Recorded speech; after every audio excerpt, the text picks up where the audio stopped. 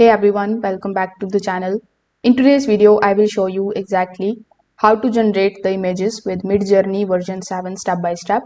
Now, Midjourney is one of the most popular AI image generators, and the latest version brings better realism, improved prompts, and higher quality images. So let's see how you can start creating AI images easily with the help of version 7. So first of all, Midjourney can be accessed via Discord. So when you open your web browser, here in the search browser, when you search for midjourney.com, you will be landed here on this particular page. When you click on the option of sign up, you can either continue here with the help of your Google account or you can continue with the help of Discord.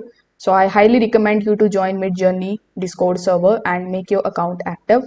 Once you are inside the server, you are going to see a bunch of different channels where you can basically generate the images. So in order to generate the image, you just have to type a command. For this, simply press backslash and then type imagine followed by your prompt. The prompt describes the image that you want the AI to create. For example, you might type something like backslash imagine futuristic city at sunset. After you submit the prompt, the Midjourney is going to process it and generate several images variations. After that, you just have to choose the variation or upscaling.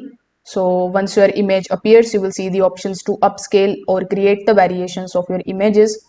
Upscaling is going to basically increase the resolution and the quality of the selected image, while the variations generate similar versions with slight differences. The quality of the image actually depends heavily on the prompt that you write. So you can try adding the details such as lighting, art style, camera angle, or environment. The more descriptive your prompt is, the better the result usually becomes.